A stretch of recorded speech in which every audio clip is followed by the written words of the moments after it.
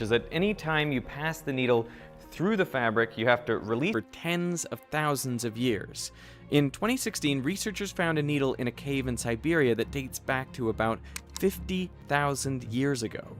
The crazy thing is that Homo sapiens didn't live in that cave. It was inhabited by the Denisovans, a now extinct species of early humans.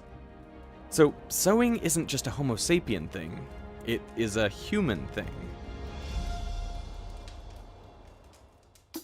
The needle is made of bone, but in other regards it looks like any modern needle, a sharp end pierced through fabric, and an eye on the other end for the thread.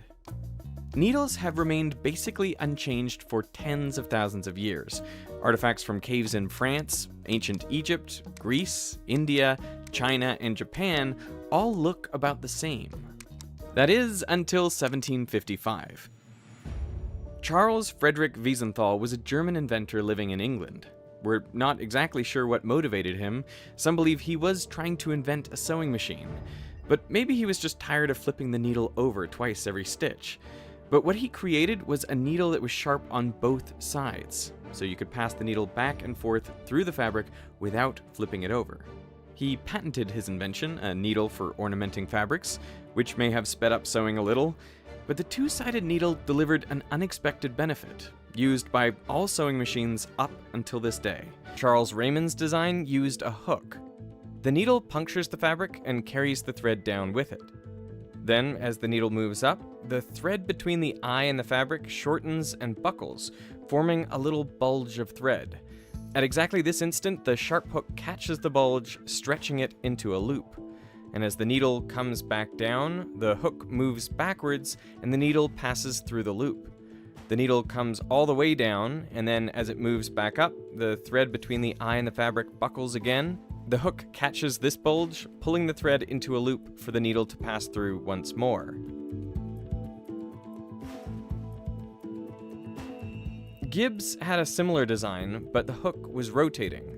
So as the needle lowers, the hook grabs the thread. The rotating hook spins around, the first loop is released, and then the hook grabs the second loop. It took Gibbs 37 prototypes, all carved out of wood, to get this incredible looper shape just right.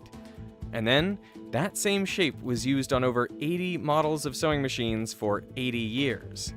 The looper was held by pieces of metal, tightly enough that it didn't fall out, but with enough of a gap for the thread to pass through all the way around. We're showing a simplified model here for clarity. But there's a flaw with this simple way of making a chain stitch. If the thread comes loose, in 1846, Elias Howe patented it. And to promote his new creation, he staged a live sewing demonstration, him and his sewing machine versus 5 seamstresses. Howe's machine worked, but it wasn't elegant. The machine used a curved needle, the fabric hung down vertically, and it could only make stitches in a straight line. 5 years later, Allen B. Wilson dramatically improved the lock-stitch sewing machine, receiving 2 patents, one in 1850 and one in 1851. The first patent was for the vibrating shuttle lock-stitch machine. Although it's called a vibrating shuttle, it actually oscillates back and forth, and inside it is a small bobbin of thread. As it moves forward, it catches the top thread from the needle, forming a loop, and as the shuttle passes through this loop, it creates a lock stitch by intertwining the top thread with the lower bobbin thread. The shuttle's movement is synchronized with the needle's up and down motion. The shuttle was pushed around by pieces of metal, tightly enough that it didn't fall out, but with enough of a gap for the thread to pass all the way around the shuttle. This type of sewing machine was incredibly common in the late 1800s. Many millions of just the Singer Model 27 were made, and they were built incredibly robustly. There are many machines that are now over 100 years old that are still working. Sewing machines were developed before the idea of planned obsolescence took off.